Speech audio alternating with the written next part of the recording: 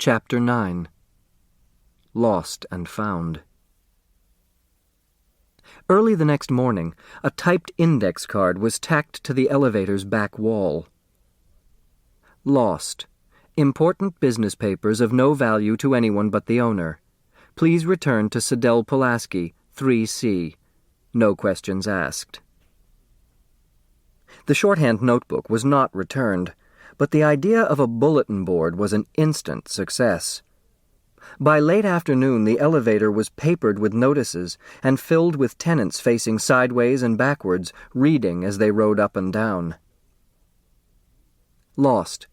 Silver cross on filigree chain, topaz pin and earrings, gold-filled cufflinks. Return to Grace Windsor Wexler, 3D. Reward.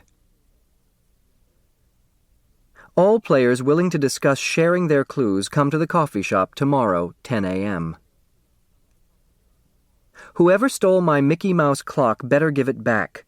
Just leave it in the hall in front of apartment 3D when no one's looking. Turtle Wexler. Order down, not up. Or come on up to the 5th floor and dine in elegance at Shin Hu's restaurant, specializing in exquisite Chinese cuisine. Lost.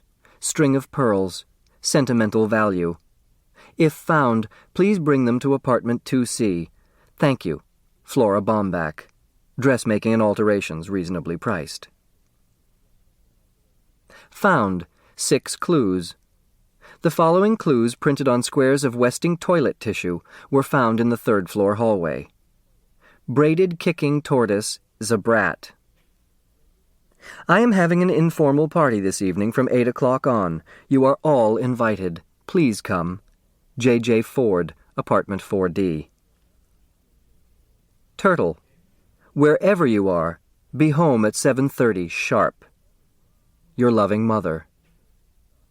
Mom, I'm home. No one else was. On reading Mrs. Wexler's note in the elevator, Flora Bomback had insisted, "You must do what your mother says." When Turtle replied, "Like showing her our clues?"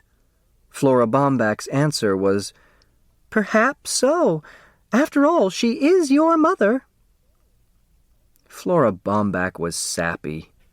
Always smiling that dumb smile, always so polite to everybody, and so timid. When they had finally reached a snowbound broker, Flora Bomback was so nervous she dropped the telephone. Turtle had to admit to some nervousness herself, but it was the first real order she had ever placed. For a minute there, she thought she might choke on the thumping heart that had jumped into her throat, but she had pulled off the transaction like a pro. Now, if only the stock market would go up, she'd show Mr. Westing about refining gold. The next part of the will would read, "Whichsoever pair made the most money with the $10,000 inherits the whole estate." She was sure of it. "Oh, there you are!" Grace Wexler acted as if Turtle was the tardy one, but she quickly sweetened.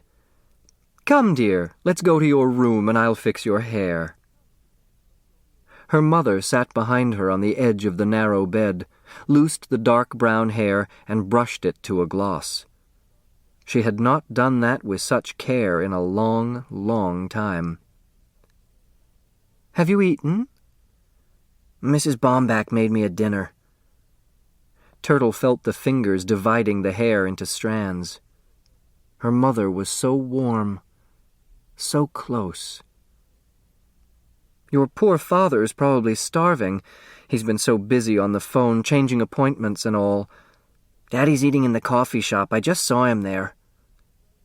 Turtle had dashed in, shouting, "The braided tortoise strikes again!" and kicked a surprised Theo in the shin. It was Doug Who, not Theo, who had made the sign.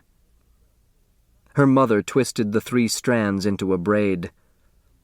"I think you should wear your party dress tonight. You look so pretty in pink." Pretty? She had never used that word before, not about her. What's going on? You know, sweetheart, I'm rather hurt that you won't tell your own mother about your clues." So that was it. She should have known. "My lips are sealed," Turtle said defiantly. "Just one eensy-beensy clue," Grace wheedled, winding a rubber band around the end of the braid. "Mm-mm-mm," Turtle replied through sealed lips. Angela came into the small room and tugged Turtle's braid. Only her sister could get away with that. Beaming on her favorite, Grace took her hand, then gasped. "Angela, where's your engagement ring?" "I have a rash on my finger." Thump, thump. Sidel Pulaski appeared in the doorway. "Hi, what's everybody doing in the closet?" "See, I told you this is a closet," Turtle said. Grace ignored the complaint. It did no good being nice to that ungrateful child, never satisfied, always whining about something or other. "Oh, hello, Miss Pulaski." "I've been feeling a bit weakly, thank you, but nothing can keep me from a party." Sidel's crutch was painted in black and white squares to match her black and white checkered dress. Her large hoop earrings were also black and white. The white one dangled from her left ear, the black from her right. "The party is such a lovely idea," Grace said, warming up to the owner of the shorthand notes. "When I saw the invitation in the elevator, I suggested to Mr. Hu that he call the judge to see if she needed hors d'oeuvre, and sure enough, he got an order for 6 dozen. She turned to Angela. "Hadn't you better get dressed, dear? It's getting late. It's too bad Dr. D can't escort you to the party, but your father and I will take you." "Angela and I are going together. We're partners, you know." Sidel had it all planned. They were to appear in identical costumes. Tonight was the night they would discover if one of the heirs was a twin. "I'm going to the party with Mrs. Bomback," Turtle remarked. "The sign said everyone's invited." Again, Grace ignored her. "By the way, Miss Pulaski, I do hope you've changed your mind about showing me your notes." It was the secretary's turn to seal her lips. She wouldn't put it past that uppity Grace Windsor Wexler to steal the notebook from an unfortunate cripple and then rub it in. Grace tried again, her voice dripping with honey. "You know, of course, that if I do win the inheritance, everything I own goes to Angela." Turtle bounded up. "Let me out of here. A person can't breathe in this closet." She kicked the bed, kicked the chair, kicked the desk, and elbowed past the disapproving secretary.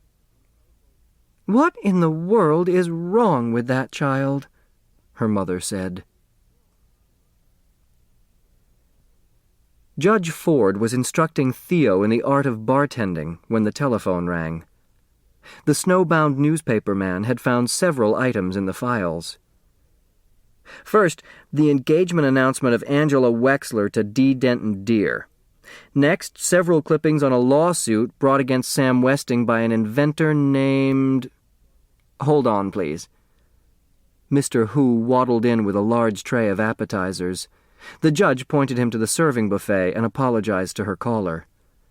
"I'm sorry, would you repeat that name?" "James Hu. He claimed Westing stole his idea of the disposable paper diaper." "1 minute, please."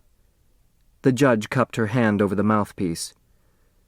"Please don't leave, Mr. Hu. I was hoping you'd stay for the party, as a guest, of course. Your wife and son, too." Hu grunted. He hated parties. He had seen his fill of people eating and drinking and acting like clowns, jabbering like... So that's it. Jabbering. Dropping clues. "I'll be right back." The receiver hissed with an impatient sigh. Then the researcher went on. "I've got a thick file of sports items on another Hu, a Doug Hu.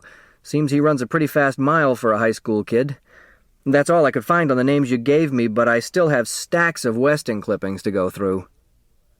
Thank you so much. The doorbell rang. The party was about to begin.